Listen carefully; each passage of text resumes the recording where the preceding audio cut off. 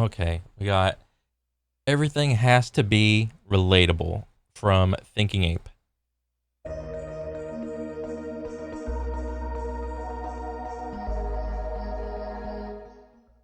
I made a video last year titled The Great Self Insertion. It was reasonably popular. Today, I want to talk about some related and similar themes that afflict modern entertainment, modern media, hmm modern escapism. Okay, so I'm gonna take everything with a grain of salt, but everything's from the perspective of modern entertainment. Okay, As many of you know, I spend copious amounts of time trying to escape the misery of life, so same, actually same, dude. this is near and dear to my heart. In that video, I posited that women, by dint of anecdotal evidence, because no one really seems to want to study this, and I could imagine why, really have a need to self insert themselves into fantasy. And the And remember, this is all this is like relative to modern entertainment. So like, I don't know, the last like 5-ish, 10-ish years, somewhere in there. Uh, Probably. I have seen many TV shows, many movies, uh, just many video games where, lo and behold, why is there just like random woman main character, and then you look at the main developer or whatever, and it's like, oh, they kind of look the same. Okay, got it. primary difference between men and women when it comes to fiction is that men, on average, view fiction as sort of aspirational, and women view fiction as relatable, or I mean, true. I mean, I will always aspire to go Super Saiyan 3 if I yell hard enough, and eventually overcome all of my, what do you call it? My inner fears and uh, my inner weaknesses. And eventually, if I power up enough, I will really turn Super Saiyan the one time. And it's true. Or likewise, one day I will be able to look at the TV remote, and I'll hold my hand out and the remote will just come into my hand. That is what I aspire to. rather, they view it in a way such that it must be made relatable to them, lest they're incapable of enjoying it to the same degree. And this is where the concept of self insertion comes in, of course, because if something's not relatable to you, then you have to make it relatable by basically putting yourself in the shoes of the person in the work of fiction, be it a book, a film, a video game. And as a consequence of this, you get a lot of fan fiction written primarily, almost entirely, although not exclusively, almost entirely by women. The whole self insert thing, uh,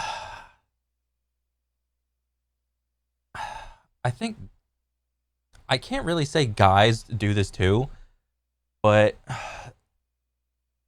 you do have the formulaic creation of stories in the form of the hero's journey, which is you take some dude that's like a nobody. He has like some sort of mentor come to him, or whatever, and all of a sudden he's like, "Oh, you're part of this other family where the main dude has no idea, like no history of knowing his mom or dad, and he was just raised by his like honor uncle, and then oh, lo and behold, oh, you're more powerful than you realize. Oh, okay. Then you have to embark on this crazy journey to go do this thing. But along the journey, you're going to meet a myriad of friends, and you will probably fail and grow as a character along the way. And then eventually, you will overcome the bad guy at the end. Uh, that is the story of, I would say, like a regular ass, what do you call it? Poor person guy who's like a nobody. All right. So because that person is so relatable, and most people would probably say that they're either average or don't have a lot of money, that could also be thought of as a self insert. But since so many people relate to that person, it's they don't see it as like a self insert, I think. And plus, everybody everybody really likes to root for like an underdog in a lot of these stories. Nobody really cares about the rich person that was born into a family. Maybe he turned away from his royalty, blah blah blah, only to come back and to overthrow his parents or whatever, and now he is the righteous king in some way, shape, or form. You know, like those types of stories, they can be good if they're written the right way, but in general, I don't think most people really relate to anybody that was born into abundance of anything. It's more fun to watch somebody go through the ringer when that person initially has nothing. Because fan fiction is all about making things relatable and seeing yourself in the situation. Men, on the other hand, create figures that are, like I said, aspirational. You aspire, at least in theory, to be like them, even if it's just a video game or a film. You look up to them. They're meant to be exemplars of something, sometimes of good, sometimes of evil, sometimes of some other virtue or vice, but they're meant to embody something, and they don't need to be relatable. Joe the Fireman doesn't need to make some epic fantasy hero another Joe the Fireman, because in all likelihood, even if he's not aware of that, he's still trying to escape the misery of his life. And so it's fundamentally a different approach. Needless to say, this has caused a tremendous amount of damage and havoc throughout escapist genres, film, comic books, media, and above all, video games. Well, today I want to talk... I am completely unaware of like the book industry or the comics industry. Has this been an issue in those as well? I am not entirely sure. But, you know, I am a casual consumer of movies and TV shows and video games. So, I mean, I've seen what's happened to those industries over the last 5-10 years. Talk about the process of how this happens. Now, the process itself is called something I'm not really allowed to say on YouTube, but I'll use a synonym, the encrapification, as in... Oh yeah, the enshittification of everything and crapification. Yeah, I saw that one. The turning to crap of something that occurs when something used to be X and over time it morphs into K, which is to say it goes through several different phases before it turns into the fecal matter resembling object that you're currently viewing in the current year. Yeah. And unfortunately... I just like how he used fecal matter. In the current year, women play a very large role in this encrapification process. And depending on what your perspective is or where you stand, this may be a good thing or a bad thing, but certainly from the male perspective, the general male perspective, it's not a good thing, because the things that are becoming encrapified are things that are usually very male-oriented. Yes. So here's the thing that's actually quite interesting about women, maybe even utterly fascinating, is that women have their own interests. Obviously, they're quite different from male interests on average. Mm-hmm. But when it comes to having a large presence online, be it a comic book, be it a film, be it a video game, women will sacrifice their own personal interests, which is to say, the types of video games they actually enjoy, the types of written fiction they actually enjoy, the types of films they actually enjoy. They will sacrifice that to chase objects of status manifested in the entertainment industry. Really? I don't know. I've never really thought this deep about something like that. Like, women will more easily sacrifice their preferred form of, I don't know, consumption / entertainment in order to pursue something that has more status. Maybe let me hear that again. Maybe I misheard.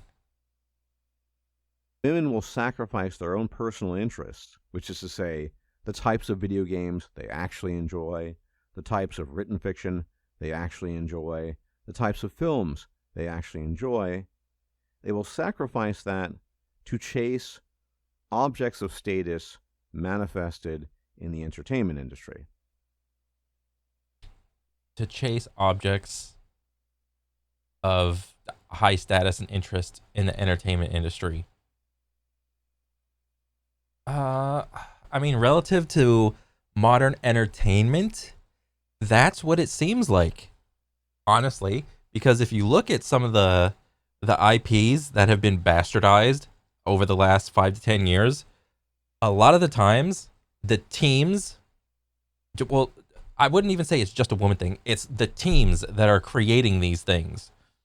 The teams literally just take an IP that has been tried and true and is a good IP, and they will purposely not read anything about it and then attempt to create a canon story to it, which doesn't make any sense to me, in order to push some sort of agenda or activism, or some social issue, and it makes no sense to me. The IP brand is recognizable for, the original story. Why are you going to try to take that and change it and think that the main audience will still consume it? Do you think the audience is stupid? Why do you think all of these video games, TV shows, and movies have all been flops? Because it's not the original story. That's why. You literally think the audiences of all these fan favorite IPs are stupid. They're actually not. Surprise. People will not just consume whatever shit is on the plate. Now, this shouldn't surprise anyone because women assign a great deal of importance to status. This is nothing new. But the fact that they're willing to transgress their own particular proclivities and interests, let's say they're interested in some Jane Austen remake film or Animal Crossing or The Sims, but those particular things are not getting the media attention that a Star Wars film or game might get. I mean, The Sims is a popular game. Animal Crossing is a popular game. Now, if you want to take those genres of games and compare them to different genres of games, I mean, everything falls under the umbrella of a video game, yes. But if you want to take that genre and compare it to that genre, that makes no sense. Like, why are you comparing apples to oranges? Yes, they're both fruit, and maybe Counter-Strike has like 1 million concurrent players, but the concurrent players accumulatively on Animal Crossing and Sims is maybe only like what, 50,000, like 25k, I don't know, like on Steam or whatever. Then you could have an argument, but I would say that that's not a good argument.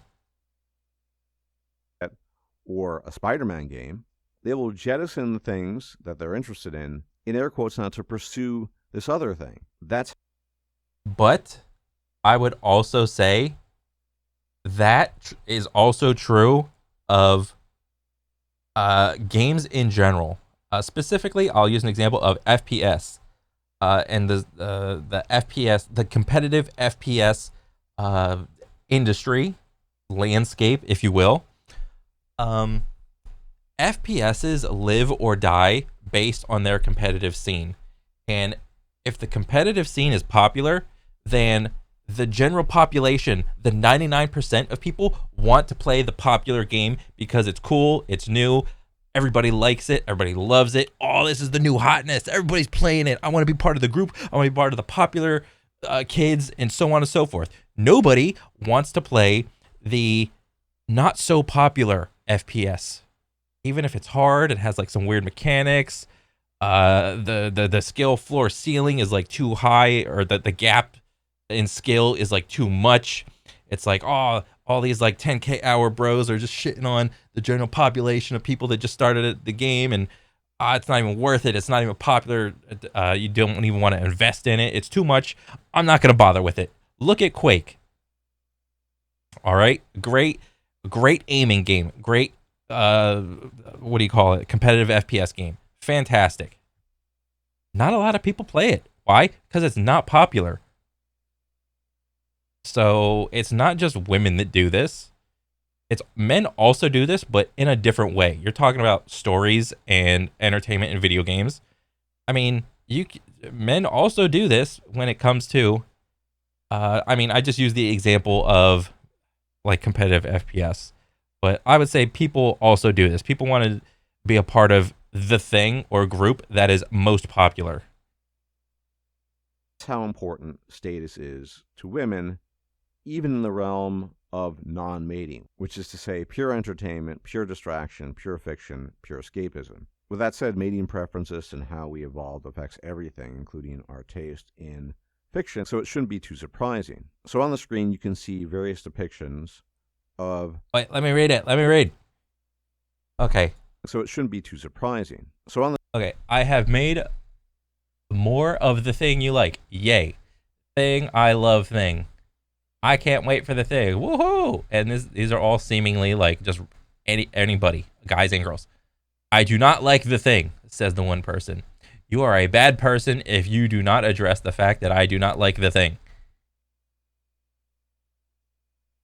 Okay, so he wants to have his views being verified by the masses. I have made changes to the thing. That's no longer the thing we wanted. I'm going to look for a different thing. Yeah. Will you buy the thing? I never had any real interest in the thing. Yeah, that is pretty true. This is a great little cartoon. And I don't think... Who's at fault here? Is it the masses? Is it the individual? Is it the maker? I mean, me personally, I would say that the blame goes on the person. It's on the creator of the thing. They're at fault. It's not the masses. It's not the majority. It's not the minority. It's the creator of the thing. On the screen, you can see various depictions of... You do not fit in here. Okay, we will make our own place. Why are you excluding us? Oh no. You do not fit in here. Oh yeah, this is also a very good cartoon. How things start off and how they become degraded over time. This isn't just about change, like Dungeons and Dragons 2nd edition transitioning to 3rd edition and later 3.5. Oh shit, he bringing in the D&D analogy. Oh shit, I wasn't ready for this. Oh man, I only played 5e. I wasn't there for like 2 and 3 and all that jazz. I wish I could have been there. 5. Those were, for example, organic changes wrought by people who thought it would make the game better overall. This is about a specific type of change that takes place essentially when outsiders who are not interested in the core material, the core theme, if you will, of whatever it might be, a tabletop game, a film, it doesn't matter. They come in and they don't really like what they see. And so they try to change it to something that they quote unquote like, and then over time it morphs, it loses popularity, and the people that came to change the very thing that they didn't like tend to leave, typically women. Mm-hmm. I'm not generally a fan of hyper... Yeah. I mean, in terms of like movies, video games, TV shows, I mean, or at least when it comes to like fictional fantasy of those genres, I mean, I don't know why people are trying to avoid the fact about saying that who is mostly going to the movies, who's mostly watching like fictional fantasy shows, who's mostly playing video games. It's men. All right, it's men. A big surprise. Oh, water's wet, the sky is blue. Why not actually tap into that audience and make an audience specific thing? If you want to tap into the female audience, why not make something that they want to watch? Figure that out. All right? Oh, but they don't want to. That's too hard because there's so much information readily available. Because I don't know, there's like with all the like data harvesting and, you know, social media grabbing like interest. Oh, you were looking up this on this website. You were looking up on that website. You're probably interested in this. You're probably interested in that. And then all these big companies get into like their little meeting, and they whip out the little piece of paper and they go, "Oh, based on this, this, and this, most people right now are interested in Warhammer 40K, so we should probably do something on that right now." Okay, most men's data is just out there, and all their interests and hobbies are just more public, I would guess, than like women maybe. Because if that wasn't the case, why aren't more movies and TV shows and video games being catered more towards women that will actually buy them? All right, why does it always have to be an IP hijacking and them trying to do a 180 and try to turn the audience into something else? Hyperbolic language, as you will frequently encounter throughout the manosphere, but it's hard to not use the word parasitic in this case. Because if a bunch of people come in, they're taking advantage of something, they're using its resources, as you will. They use the And by bunch of people, I think he just means like the creators of the thing. resources up for their own purposes. And then when the thing is fundamentally transformed and it remains a husk of its former glory. Now, obviously, there are cultural, political factors here. This isn't just a matter of women. So if you've been paying attention at all to what's been happening in a lot of classical, traditional fantasy settings, including Amazon's, for whatever reason, renewed second season Lord of the Rings, you have Yeah, how did that get a second season, dude? How in God's name? Oh, the second season will be better. Oh yeah, it didn't get completely blown out of the water with like ones and like review bombed. Yeah, maybe it was just barely staying afloat, so maybe we can get a season 2 out of it. How did that get a season 2? orc families there. And Oh orc yeah, families bro, I saw that little scene of like the orc goblin dude actually talking like English. Well, not English, trying to like have like a conversation. More so than meets back on the menu boys. And I was just like, what? I didn't even see any of the show at all. All I saw was like clips. I saw that clip. And I'm like, I don't care if the orc has a family, dude. Who made this? Orcs are just mindless killing machines. That's all they ever were. That's all they ever are. That's all they will ever be. are kind of impossible because orcs are creatures of pure evil whose exact origin is not known, but you see them sort of made in cauldrons. They basically Yeah, they're made in cauldrons and they come out of the ground. That's it. live to slaughter and plunder, and that's pretty much their purpose. Likewise, you see orcs in Dungeons and Dragons traditionally inheriting their profile, as it were, from Tolkien and Lord of the Rings. Mostly and largely irredeemably evil. There are always some exceptions, and those exceptions were what made these exceptions interesting. The same thing with the Drow and the Dark Elves. I'm sure you've heard of Drizzt Do'Urden, the famous renegade Dark Elf. Why is a renegade Dark Elf so interesting and compelling as a figure? Because the entire Drow and Dark Elf society that abase themselves to the Spider Queen, an extremely evil and depraved goddess, they're something like 99.8% evil. That's why that character is compelling. However, these days in D&D, Dark Elves are not evil. Neither are the orcs. They can be anything. And so this watering down. Then what is the point of having that whole tic-tac-toe of good and evil, chaos, and the other thing? Chaos and lawful. What is this? Where? You have, oh, it's white. Oh. You go this. You go line. You go where. Whatever. And then, what is this? Brush. And then it's like, up top, it'll be like good, neutral, and then, I don't know, evil. And then on this side, it'll be like chaos, Chaz. It'll be chaos, and this will be neutral, and this will be like lawful. And then you can have like good chaos, neutral chaos, evil chaos, good neutral, neutral, evil neutral, and then lawful good, lawful neutral, lawful evil, and all that, then what is the point of having the evil side? What is the point of having the chaotic column in row? Right? Did those simply not exist anymore? That was a perfect example of what we see.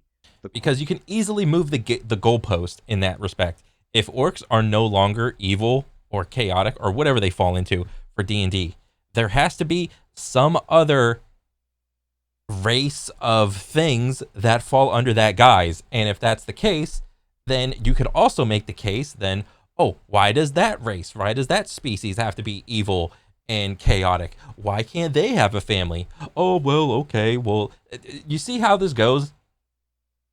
If you make something else like not evil or not chaotic, something else takes the place, and then you could just use the same argument that they used in the beginning to not make it evil or chaotic. So there's no end to this argument. Core ideas that used to be represented disappear, largely in an effort to appeal to normies, women, with strong cultural ideological undercurrents there. Because you need to consciously think something up, like having an orc family in a major fantasy film production, or claiming something like 50 years of a story of evil dark elves worshipping an evil spider goddess, replete with millennia-long plus internal civil wars between the dark elves and the high elves, and tons of history, and then say, well, that might have happened, but doesn't really matter anymore. And you see this with many hobbies again and again. One of the video games that's recently received a lot of praise, it's not my genre at all, is Space Marines 2. Mm-hmm. It's been praised because it's really just a purely masculine game. You go out and you shoot stuff. The enemies of the Emperor, the enemies of mankind. It's very true. And it's so weird for me to hear people describe games as either masculine or feminine. Because when I was a little kid, a game was just a game.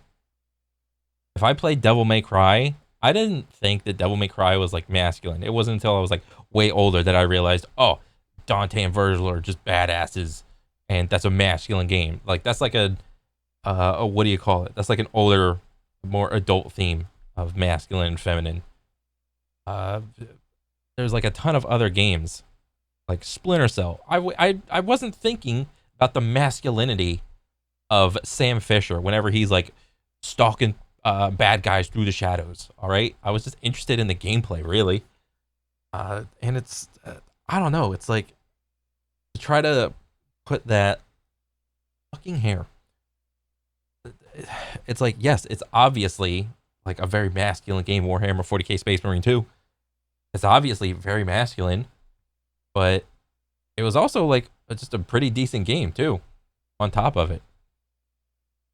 I don't know. It's just so weird to see that like people put the masculine or feminine tag on games now. The lore, etc., etc. People are praising A because it's fun, that's the biggest factor, and B because it doesn't really resemble the modern slop that we're fed constantly. All the characters are male, it conforms to the original lore of Warhammer 40K. And again, even though it's not my genre, I don't really play shooters typically, it is a very good game. And in a different world, it would just be a fun game rather than a kind of anomalous masterpiece in a sea of sludge. Now, I don't think this is going to happen, but what I really want to see is studies conducted on the differences between men and women and how they interact with social media, and specifically how products change over time with the influence of women. Is it likely this is going to happen? No, but we do have, for example, I've mentioned her a few times, Corey Clark. She's a psychologist at the University of Pennsylvania, I believe, and she studies the effects of women being overrepresented in academia, specifically the different approaches that men and women have when it comes to science. Women being more interested in harm reduction, and men on average being more interested in the truth. Now, obviously, there's some overlap. We're talking about broad averages, but these types of studies would be very interesting because, again, all we have at this stage is anecdote. But long or short term, I see only one solution to this problem, and that is for independently wealthy people or people with enough money to come up with their own stuff and practice exclusion. Now, that word, exclusion. That's not a very business-like word to use. Exclude. We want to include everybody, not exclude them. but there are certain things that go along with the words of exclusion and inclusion, and just based off of previous, like the last 5 to 10 years of movies, games, and shows, there has been a trend of inclusion and not so much exclusion. Um, but I think there have been like pretty good examples of women doing like of there being good movies and women being like the main role. Look at Aliens. Look at what was it? The Terminator movie. Look at what else? The Tomb Raider movies. What else? There's a bunch of good movies. They just have to be written well. They can't be, a woman cannot just be shoehorned in. They cannot be forced in. Principle, I'm not a huge fan of exclusion when it comes to hobbies, because part of the original point of these hobbies was that they were open, by and large, to everyone. It's just the Yeah. people that they appealed to and the people that took interest in them had a genuine interest in basically adhering to the established rules and the codes of conduct that had been established in the hobbies. And so, in this particular instance, some sort of exclusivity and people with enough money, to be perfectly honest, to be able to create these things and maintain them. Who's going to have the interest and the money to do so? Probably not many people, maybe no one. Yeah. But at this stage of the game, that's probably the only solution. Anyway, as always, thank you for tuning in. Many special thanks to my patrons on Patreon and my donors on PayPal. You guys are the best. Keep the channel alive. Without you, all would be for naught. Much appreciated. And if you can leave a like, comment, share, and subscribe, it'd be appreciated as well. Until the next time, if I'm still alive, may the gods watch over you. Bye-bye for now. Why would you not be alive? What? If you liked this video, please like, share, and subscribe. And if you enjoy my content, please consider making a donation or becoming a patron. Thanks for watching. Dang. That's a good ass video, dude. Of everything having to be relatable. I don't know. I think when something went like the comic showed, when a thing is first made, it is made for a niche group, and for whatever reason, the original creator of the thing, feels the need to extend their fingers of brand awareness, brand recognition, whatever you want to call it, and then that's when the thing changes. Sometimes, not every time, but sometimes. And I don't know. I think that's the main issue, is the main creator of the thing. It's not so much the majority or the minority's fault or whatever. I don't know. I mean, I could just easily just put a cap on it and just say it's greed. Greed's ruining everything. More money. Ugh. Money's the root of all evil. I could say that, but like, that's like a lazy way to put a cap on everything. But I don't know. I thought you made a lot of good points. But overall, I mean, I like the video and I'm a fan. So yeah, I'm looking forward to the next one, dude, for sure. But that's pretty much it for me. I'll catch you guys on the next one. All right, later.